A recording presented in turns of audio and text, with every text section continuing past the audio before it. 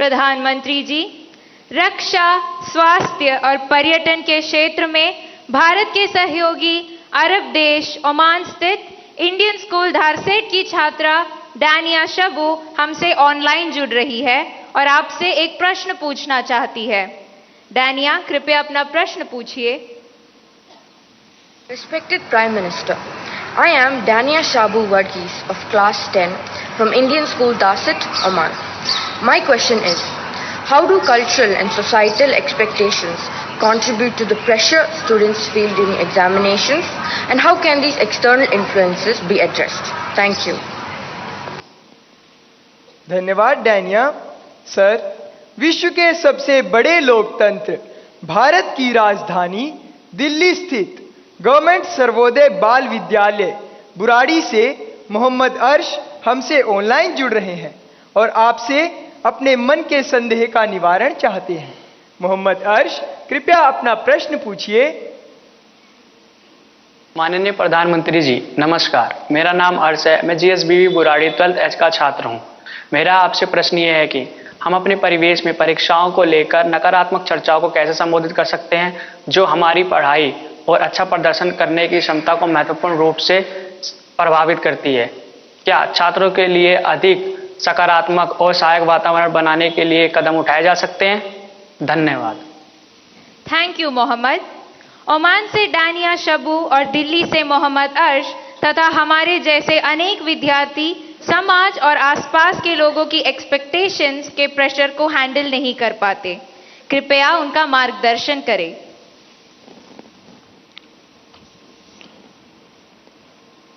शायद मुझे बताया गया कि ये परीक्षा पे चर्चा का 7वां एपिसोड है और जितना मुझे याद है, मैंने देखा है कि ये प्रश्न हर बार आया है और अलग अलग तरीके से आया है। इसका मतलब ये है कि 7 साल में 7 अलग अलग बैचेज इस परिस्थितियों से गुजरी है और हर नई बैच को भी इन्हीं समस्याओं का सामना करना पड़ रहा है। अब विद्यार्थियों की बैच तो बदलती है, लेकिन टीचर की बैच इतनी जल्दी बदलती नहीं है।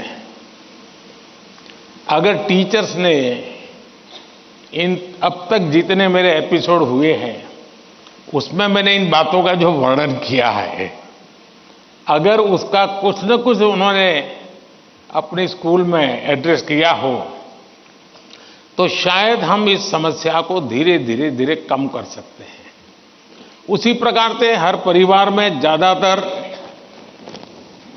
हो सकता है बड़े बेटे ने या बेटी ने पहले एक आध बार ये ट्रायल हुआ हो, लेकिन उनके लिए ज्यादा एक्सपीरियंस नहीं है। लेकिन हर माँ बाप ने किसी न किसी रूप में इस समस्या को जरूर अनुभव किया है। अब सवाल यह है कि इसका समाधान क्या हो। हम ये तो नहीं कह सकते भाई स्विच ऑफ, प्रेशर बंद, ऐसा तो नहीं कर सकते। तो हमने अपने आप को एक तो किसी भी प्रकार के प्रेशर को झेलने के लिए सामर्थ्यवान बनाना चाहिए। रोते बैठना नहीं चाहिए, मान के चलना चाहिए कि जीवन में आता रहता है, दबाव बनता रहता है, तो खुद को तैयार करना पड़ता है। अब जैसे कभी आप उस स्थान पे जाते हैं जहां ठंड ज्यादा है और आप किसी गर्म इलाके में रहते हैं, तो आप मन को तैयार करते हैं कि आज अब मुझे 3-4 दिन के बाद ऐसे इलाके में जाना है जहां ठंड ज्यादा है। तो मन से आप तैयार करते हैं तो धीरे धीरे वह लगता है, पहुंचने के बाद कभी लगता है यार मैंने तो सोचा था उससे तो ठंड कम है, क्योंकि आपने मन से तय कर लिया है। और इसलिए आप टेम्परेचर कितना है कितना नहीं वो देखने की जरूरत नहीं पड़ती, आपका मन तैयार हो जाता है।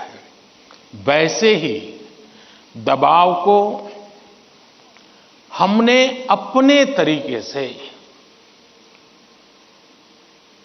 मन से एक बार इस स्थिति से जीतना है, ये तो संकल्प करना होता है। दूसरा, ये जरा दबाव के प्रकार देखें। एक तो दबाव होता है खुद ने ही जो अपने लिए तय करके रखा है कि सुबह 4 बजे उठना ही उठना है, रात को 11 बजे तक पढ़ना ही पढ़ना है, आपने तो इतने आंसर सॉल्व करके ही जीतना है, और बड़ा दबाव खुद ही अनुभव करते हैं। मैं समझता हूं हमने उतना स्ट्रेच नहीं करना चाहिए कि जिसके कारण हमारी एबिलिटी ही टूट जाए। हमने स्लोली इंक्रीमेंट करना चाहिए। चलिए भाई, कल मैंने 7 क्वेश्चन सॉल्व किए थे रात को, आज 8 करूंगा। फिर मुझे वरना मैं 15 तय करूं और 7 ही कर पाऊं तो सुबह उठता है, यार देखो कल तो कर नहीं पाए, आज करूंगा। तो एक खुद भी दबाव के प्रेशर पैदा करते हैं। हमने इसको थोड़ा साइंटिफिक तरीके से कर रहे हैं। दूसरा, माँ बाप प्रेशर पैदा करते हैं,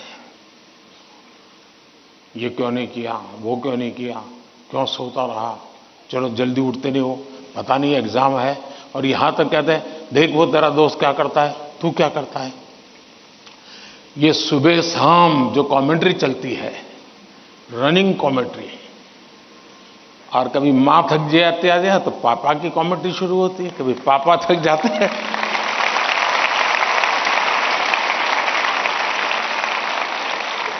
तो बड़े भाई की कमेंट्री शुरू हो जाती है, और वो अगर कम पढ़ता है तो स्कूल में टीचर की। फिर या तो कुछ लोग ऐसा है, जा तुमको जो करना है कर लो, मैं अपना ऐसे ही रहूंगा।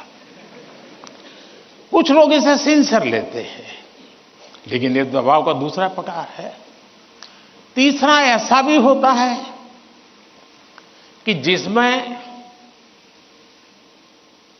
कारण कुछ नहीं, समझ का अभाव है,